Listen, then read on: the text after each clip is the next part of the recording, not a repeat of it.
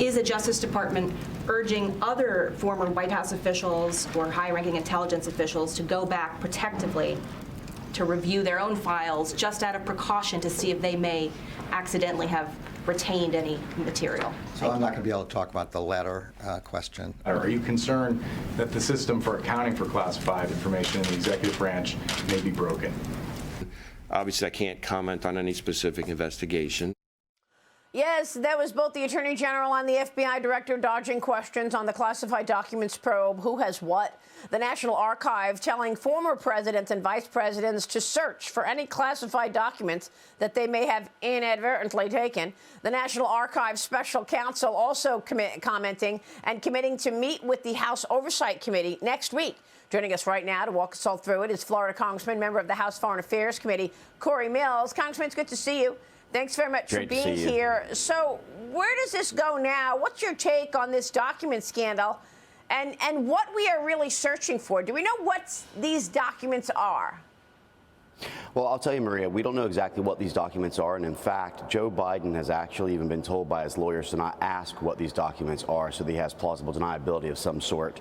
Look, there's two things that's very clear. One, there is certainly an overclassification when it comes to documents where they just want to err on caution, and it'll be things that are sometimes open source. However, there's also TSSCI and secret classified documents that need to be protected. And this is where I'm very curious about how, like, for example, Maria, when I go into the SCIF, whether it's for foreign affairs or for armed services, each one of our documents have an independent number on them, and they're collected to make sure that no one is taking those documents out. This idea that there is no archive or no record system where people know that there is actually classified documents still out for not just years, but in some cases decades, when you talked about Joe Biden when he was a senator.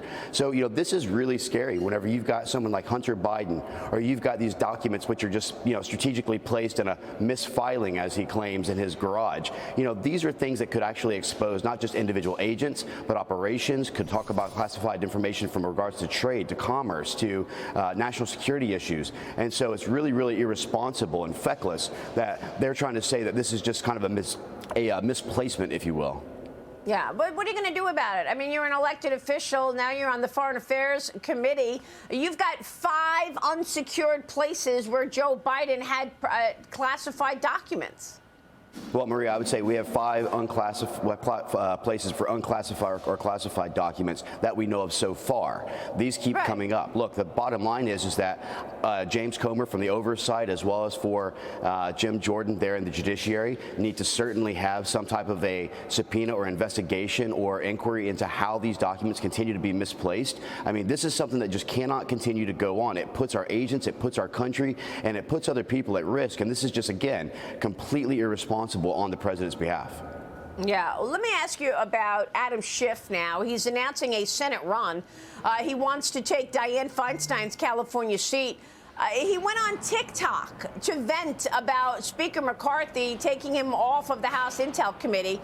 Florida's Matt Gaetz is now introducing this resolution which would bar Schiff from all classified information, Congressman. Why is he using TikTok when we know 60 states have already banned TikTok from government devices, and he's over there on TikTok?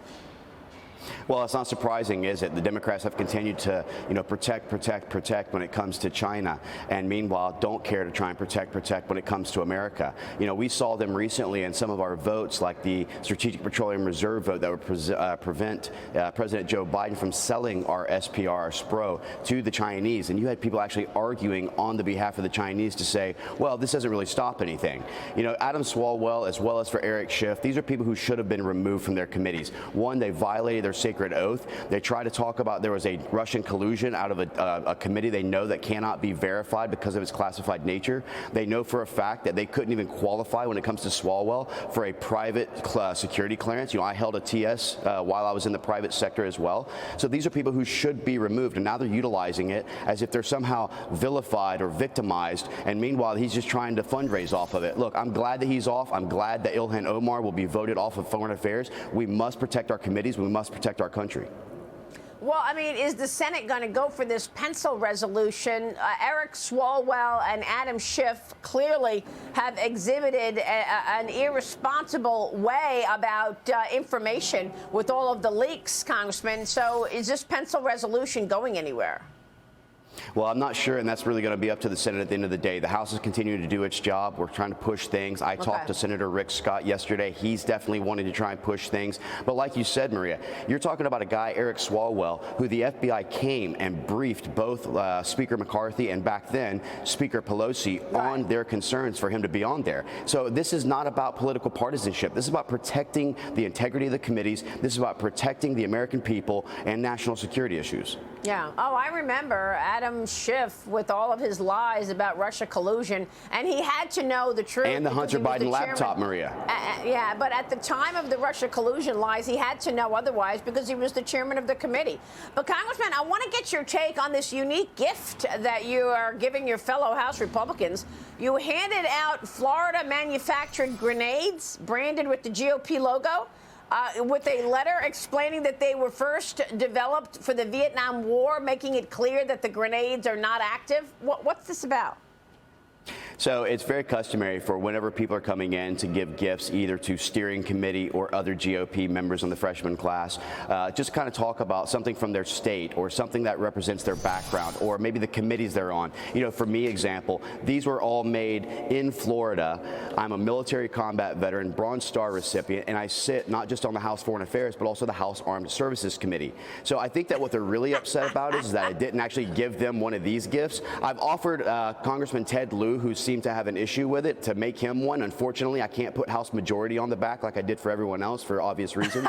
So, you know, if they would get this upset about our borders or the sexualization of our children or things like that as opposed to a simple gift, that would be really, really nice for once. But again, this was cleared through the Capitol Police, cleared by the chief, cleared by leadership, cleared by the bomb squad. It's clearly nothing more than a paperweight, but you've got people like Ted Lieu and Swalwell who are melting down over this. Yeah, I can see that. That's funny. Congressman, it's good to see you this morning. Thanks very much.